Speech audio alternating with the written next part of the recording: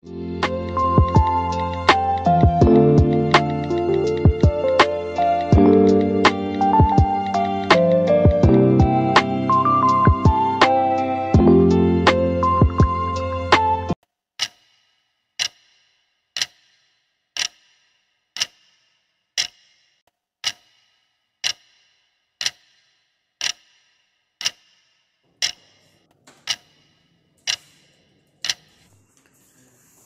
ঘরের শিফটিং শুরু হয়ে গেছে, এই ঘর থেকে ও ঘরের।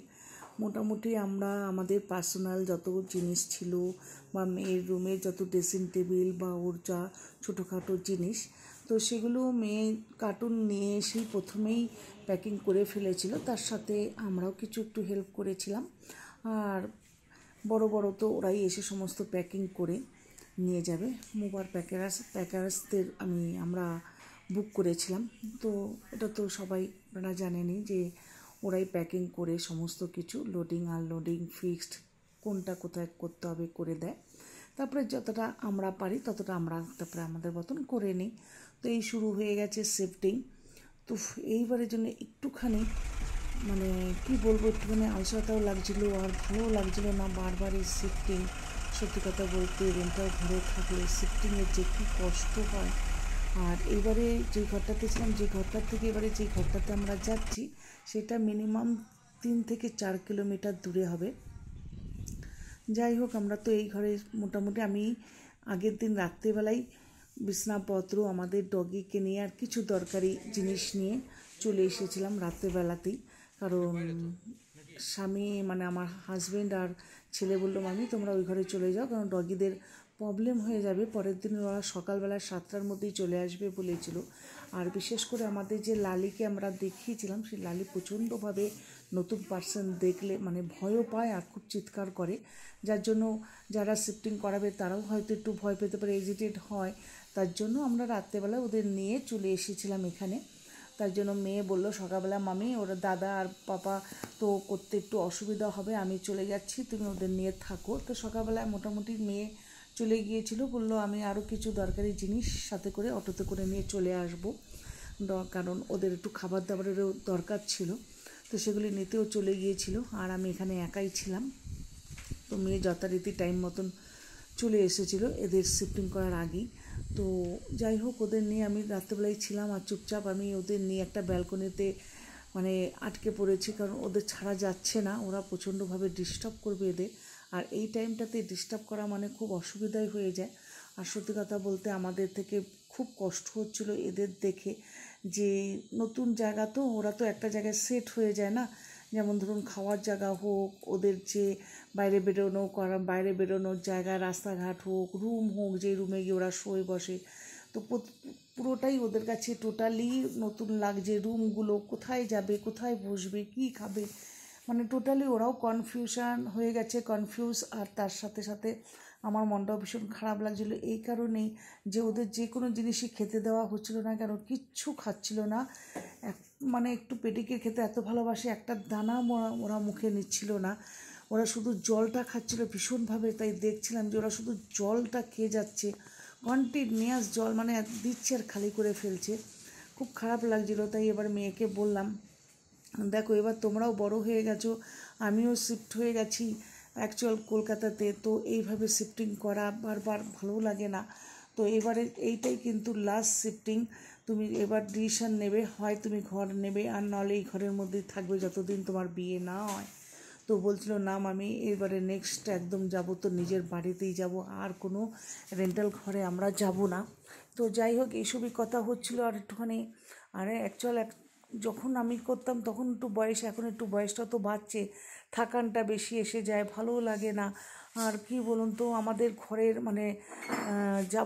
জিনিসগুলো না অতিরিক্ত হয়ে গিয়েছিল। অ্যাকচুয়াল আমাকে না, যখন আমার বিয়ে হয়ে আমি এখানে এসেছিলাম, আমার বাবা একটা কথাই বলেছিলেন যে ভাড়া বাড়িতে কখনো জিনিস বেশি করবে না, কারণ ভাড়া বাড়িতে জিনিস বেশি করলে এই শিফটিংয়ে যে ভীষণ প্রবলেম হয়। নিজের বাড়ি হলে একটা আলাদা ব্যাপার, যতই যা জিনিস করো না কেন। কিন্তু ওই যে বললো, আমার একটা নেশা ছিল, ঘরে সমস্ত যাবতীয় জিনিস থাকবে, শপিং করা, করা ও করা, এই করতে করতে ছেলে মেয়ে বড় হয়ে গেছিলো, ওদের সাথে সাথে জিনিসও বাড়তে শুরু করেছিল, প্রচুর জিনিস হয়ে গেছে। তো তো এবার শিফটিং করার টাইমে কিছু জিনিস তো আমরা যেগুলি একদম দরকার নেই সেগুলি যাকে হোক কাউকে দিয়ে দিয়েছি বা আমরা ফেলেও চলে এসেছি। তো যেগুলো মানে টোটালি যেগুলো একেবারেই দরকার সেগুলি এবার নিয়ে এসেছি। তো যাই হোক এবার টুকটুক টুকটুক করতে করতে তো আমরা সবাই কাজে লেগে পড়েছি। মেয়ে একদিকে, আমি একদিকে, ছেলে একদিকে। কখনো মেয়ের কাছে যাচ্ছে একটু হেল্প করতে, কখনো ছেলের কাছে। এই করতে করতে একটু গুছানো শুরু করে দিয়েছি। মোটামুটি হলটা কমপ্লিট। তো চলুন আমি আপনাদের হলটাকে দেখাবো কীভাবে গুছিয়েছি। নিশ্চয়ই আশা রাখি আপনাদের কাছে খুব ভালো লাগবে। আর আমাদের এই ঘরটার কিন্তু মানে দিনের বেলাও কোনো লাইটের দরকার নেই, একদম সন্ধে অবধি। পাখা তো একদম দরকার নেই, যদি একটু জানলা বা ব্যালকনি খুলে দেওয়া হয় না তো হাওয়াতে মনে হয় উড়িয়ে নিয়ে যাবে। যার জন্য আমি সমস্ত জানলা দরজা বন্ধ করে রেখে দিয়েছি। দেখতে পাচ্ছেন রোদের এতটা আলো আসছে যে ক্যামেরাতে পুরো রোদের আলোতে অনেক জায়গায় ভিডিওতে একটু ঝাপসা লাগছে। তো এই দেখুন আমি এখানটা টোটালি আমি হলটা ক্লিন করে ফেলেছি একেবারে, আর সুন্দর গুছিয়েও নিয়েছি, কারণ একটা একটা করে করছি। আর তার সাথে করে নিয়েছি পুরো কিচেনটা। তো বেডরুমগুলোও করেছি, অল্প স্বল্প করেছি।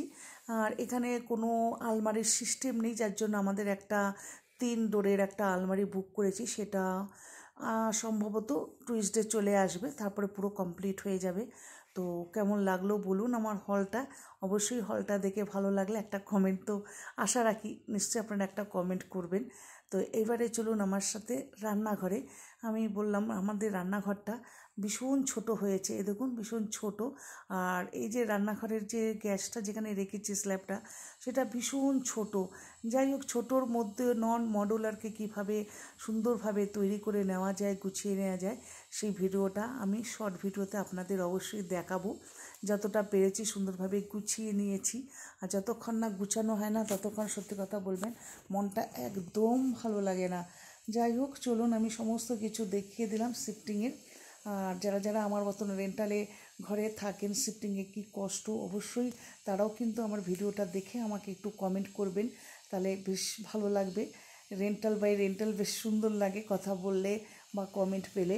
তো যাই হোক এবারে চলুন একটু যাই ব্যালকনিতে। এবারে ব্যালকনিতে গিয়ে আপনাদের আমার ব্যালকনিটাও একটু সুন্দরভাবে দেখিয়ে দিই। তো বন্ধুরা আবার চলে আসলাম আপনাদের সামনে আমার ছোটো ভিডিও নিয়ে। তো ঘর শিফটিংয়ের আগে আমি ঘর পুজো করা থেকে শুরু করে সমস্ত যাবতীয় আপনাদের আমি ডিটেলস দেখিয়েছি। শিফটিং করতে রেন্টাল ঘরে যে কী কষ্ট, যাদের রেন্টাল ঘর তারাই একমাত্র বুঝতে পারবে। ভীষণ কষ্ট হয়েছে। আমরা ম্যান পাওয়ার আমাদের একটু কম হলেও ছেলে মেয়ে আমরা মিলে আমি একটু ডিউটি ছিল করতে পারিনি বেশি। তো যাই হোক এইভাবে আমরা গুছিয়ে তুলেছি। বিশেষ করে মেন বসার ঘরটা একদম গুছানো হয়ে গেছে। আমার রান্নাঘরটা তো পুরোপুরি দেখালাম। তবে এবারে সব কিছুই ভালো।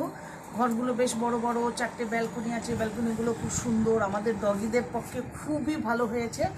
শুধু রান্নাঘরটা একটু ছোট হয়ে গেছে, নন মডুলার। তবুও ওই রান্নাঘরটাকে যেভাবেই হোক, সেলফ দিয়ে হোক, হ্যাঙ্গার দিয়ে, যেভাবে সুন্দরভাবে আমি ওটাকে গুছিয়ে নিয়েছি। একদিন আমি আবার ফাইনাল পুরো ঘরটার লুক দেখাবো। তো এখন বেডরুমগুলো দেখাতে পারলাম না, মোটামুটি বেডরুমগুলো হয়েছে, কারণ শুতে তো আমাদের হবে। তো যাই হোক আমি পুরোটাই দেখাবো। আর রান্নাঘরেরটা সেপারেট দেখাবো আপনাদের, যে নন মডুলারকে কীভাবে মেনটেন করে ম্যানেজ করে তৈরি করা যায়। তো ভিডিও এখানেই শেষ করছি। তো ভালো লাগলে অবশ্যই লাইক, কমেন্ট, শেয়ার আর একটা সাবস্ক্রাইব করতে ভুলবেন না। চলুন টাটা, বাই বাই।